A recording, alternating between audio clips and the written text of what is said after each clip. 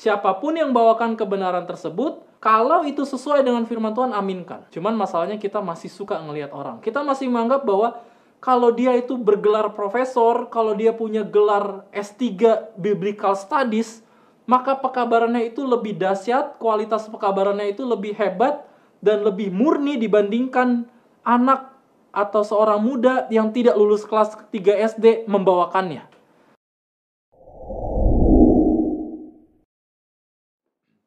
Selanjutnya kita akan mempelajari bagaimana Nabi ini memperoleh ilham. Kita buka ayatnya di dalam Bilangan pasal 12 ayatnya yang ke-6. Lalu berfirmanlah ia, dengarlah firmanku ini. Jika di antara kamu ada seorang nabi, maka aku Tuhan menyatakan dirinya kepadanya dalam penglihatan. Aku berbicara dengan dia dalam mimpi. Jadi Nabi memperoleh ilham bisa lewat penglihatan.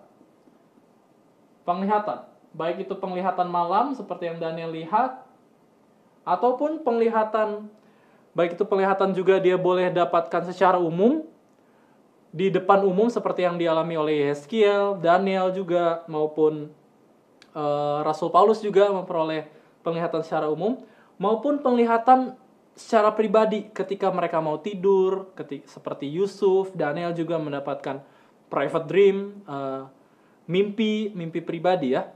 Jadi Nabi memperoleh ilham, mendapatkan ilham lewat penglihatan.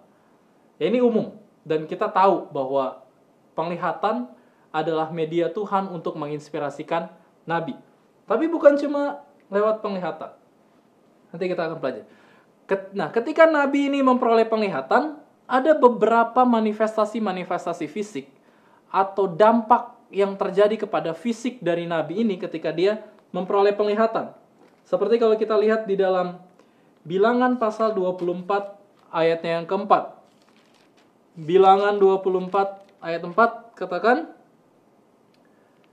tutur kata orang yang terbuka matanya, tutur kata orang yang mendengar firman Allah, yang melihat penglihatan dari Yang Maha Kuasa, sambil rebah namun dengan mata tersingkap. Jadi ketika memperoleh penglihatan baik itu secara umum maupun secara pribadi,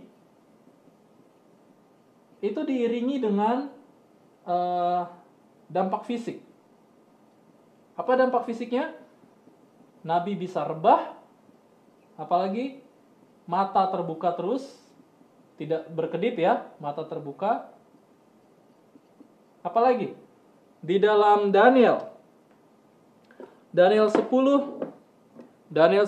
ayatnya yang ke-15 sampai 18. Ketika dikatakannya hal ini kepadaku, kutundukkan mukaku ke tanah dan aku terkelu. Tetapi sesuatu yang menyerupai manusia menyentuh bibirku, lalu kubuka mulutku dan mulai berbicara. Kataku kepada yang berdiri depanku itu, Tuanku, oleh sebab penglihatan itu aku ditimpa kesakitan dan apa? Tidak ada lagi kekuatan padaku. Masakan aku hamba Tuanku ini dapat berbicara dengan Tuanku? Bukankah tidak ada lagi kekuatan padaku dan tidak ada lagi nafasku? Sampai tidak ada nafas. Lalu dia yang rupanya seperti manusia itu menyentuh aku pula dan memberikan aku kekuatan. Hai engkau yang dikasihi, janganlah takut, sejahteralah engkau. Selanjutnya, sementara ia berbicara dengan aku merasa kuat lagi. Lihat, dia bisa jadi lemah, dia bisa dikuatkan, terkulai, apalagi tadi, berhenti bernapas juga ya. Atau bahkan juga dikuatkan. Inilah beberapa dampak fisik yang diperoleh oleh Nabi ketika dia sedang mendapatkan ilham atau memperoleh penglihatan baik secara umum maupun secara pribadi. Nah, kalau ini dampak secara fisik, ada juga dampak secara kesadaran. Dampak mental. Dampak kesadarannya seperti kalau kita baca di dalam Yeskiel 8 ayat 1 dan 3, Yeskiel merasa seperti rohnya terangkat. Padahal tubuhnya tetap ada di situ, tapi dia merasa roh terangkat. Seperti dia diangkat. Rasul Paulus juga mengalami hal yang sama di 2 Korintus 12 ayat 2 sampai 3. Atau di dalam Yeskiel 2 ayat 2 seperti roh masuk, roh merasuki dia. Roh masuk, atau Yeskiel 3 ayat 12 roh mengangkat dia. Jadi itulah dampak secara kesadarannya kepada Nabi ketika Nabi memperoleh penglihatan. Ada dampak fisik, mereka bisa jadi lemah atau bisa dikuatkan, berhenti napas, terkulai, bisa juga dalam rebahan. Dan secara kesadaran mereka merasa bahwa mereka rohnya terangkat atau ada roh yang masuk, walaupun tubuhnya itu tetap diam di situ. Tubuhnya tetap diam. Kalau di Daniel pasal 10 ataupun ketika Rasul Paulus mendapatkan penglihatan, di situ orang-orang di sekitar mereka merasakan ada sesuatu, tapi mereka nggak tahu apa-apa. Mereka tidak tahu apa-apa. Hanya Daniel yang tahu, hanya Rasul Paulus saat itu yang tahu, yang mendapatkan penglihatan. Selanjutnya, selain lewat penglihatan, para penulis Alkitab, Nabi ini bisa memperoleh ilham dari mana lagi? Lewat studi. Studi? Ya, lewat studi. Karena ternyata Nabi pun belajar. Kalau kita lihat Ezra, bagaimana dia menulis kitab Ezra, dia itu adalah pelajar, dia itu adalah ahli kitab. Begitu juga dengan Nehemia. Siapa lagi? Elia juga belajar bagaimana tabiat Tuhan. Bagaimana Lukas menulis kitab Lukas itu, dia melakukan studi, membandingkan dengan cara interview, dengan cara membaca buku, dengan cara membaca kitab-kitab yang lain, dengan cara menanyakan kepada orang lain. Itu pun menjadi cara Tuhan untuk mengilhami Nabi dalam memberikan pekabaran. Jadi bukan cuma lewat penglihatan, tapi juga lewat studi, lewat pembelajaran. Nabi juga memperoleh ilham lewat ini, yang unik, bakat seni. Dan kalau kita pelajari, sebenarnya ada hubungan yang erat antara seni, khususnya musik, dengan pekabaran nubuatan.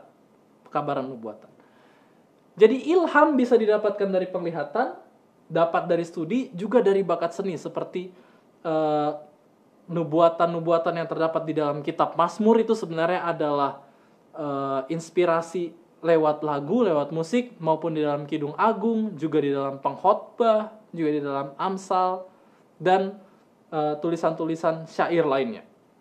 Nah, studi ini termasuk Nabi juga, atau penulis Alkitab juga, para penulis Alkitab memperoleh ilham atau inspirasi ini, dia bisa dapatkan seperti yang tadi sudah dijelaskan dari kitab-kitab yang lain.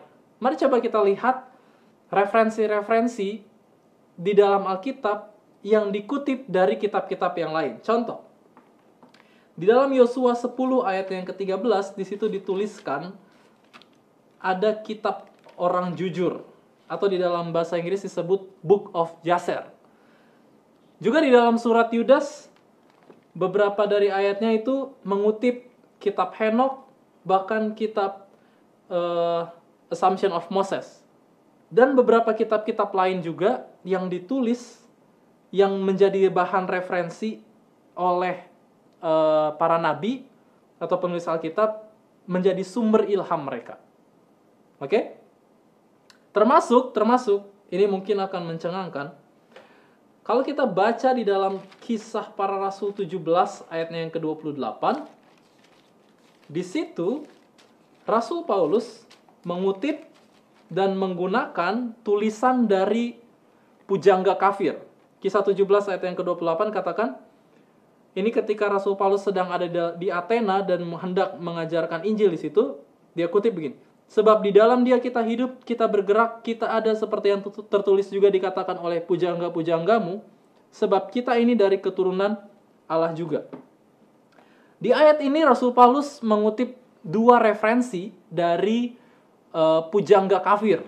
Ingat, penulisnya orang kafir. Tapi Rasul Paulus menggunakan itu sebagai landasan kebenaran untuk menjangkau orang-orang kafir. Siapa yang dia kutip saat itu? Yang dia kutip saat itu adalah frase, sebab di dalam dia kita hidup, kita bergerak, kita ada. Ini adalah frase yang dia kutip dari seorang pujangga yang namanya Epimenides dari Kreta. Itu sekitar abad ke-6 sebelum Masehi.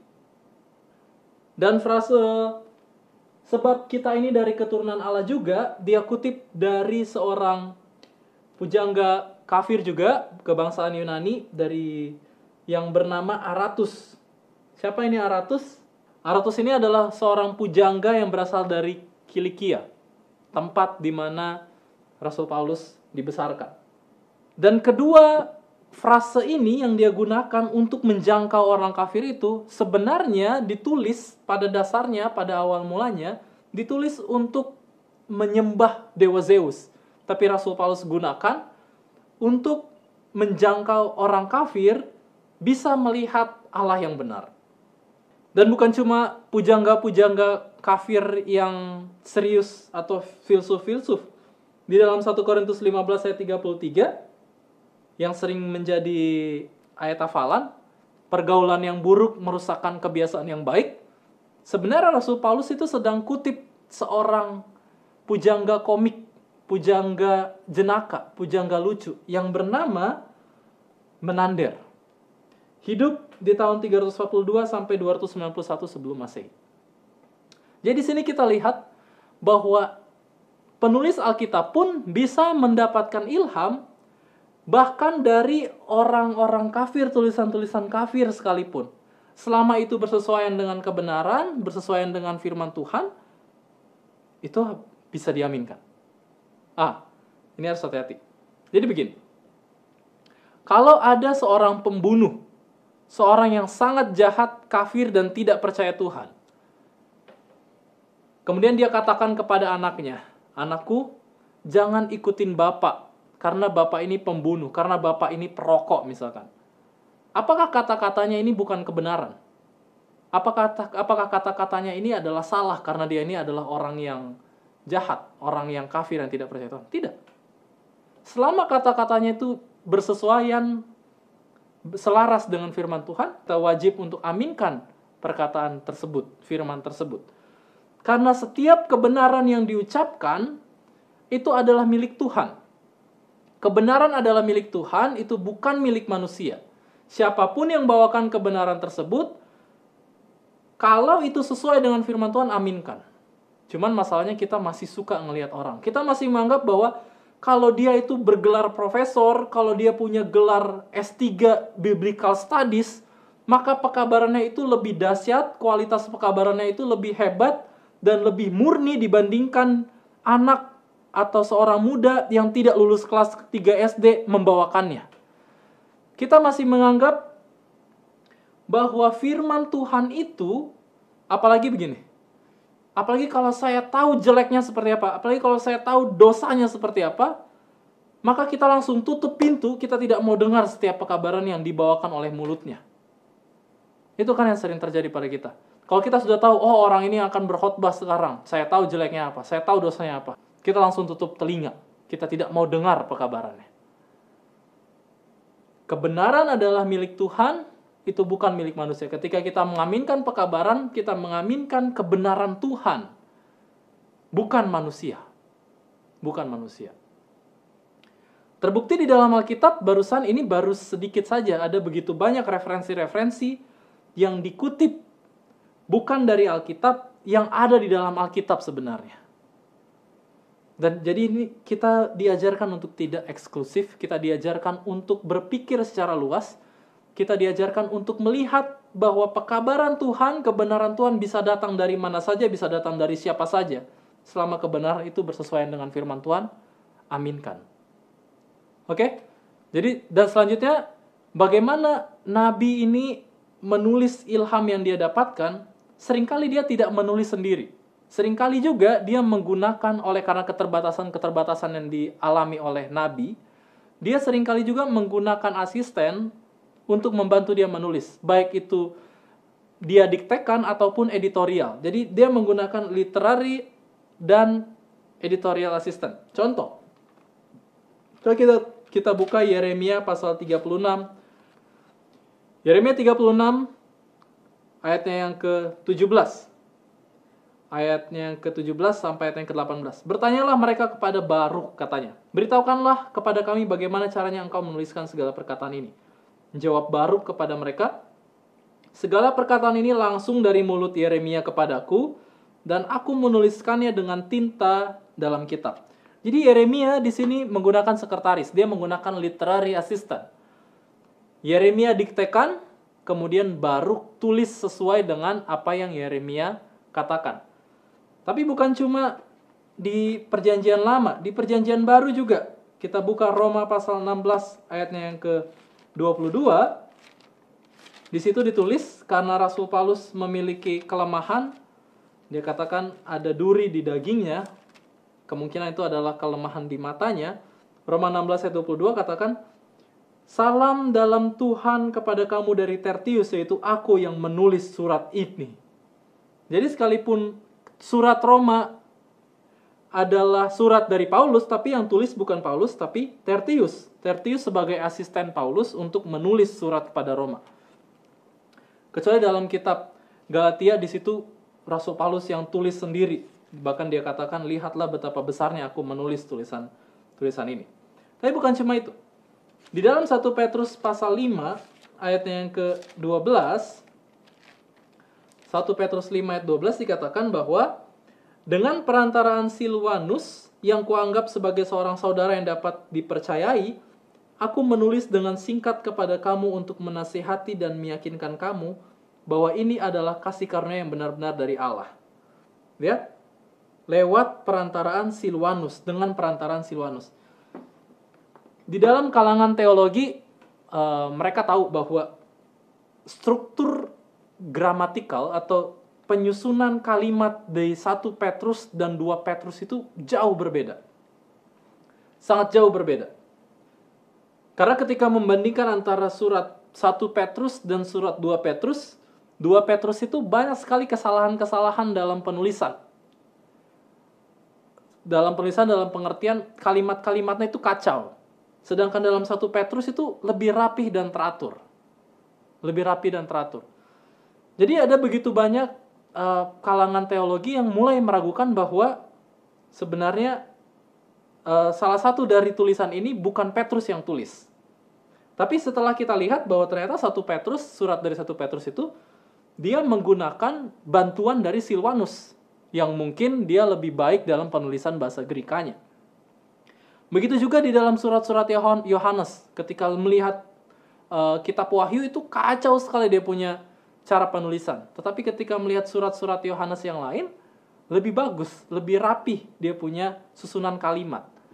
Jadi di sini kita lihat bahwa para penulis Alkitab juga bukan hanya mendiktekan menggunakan sekretaris atau literary assistant, tapi juga menggunakan editorial assistant, di mana ada orang lain yang mengedit, yang menyunting, tanpa mengubah maksud dari penulisannya.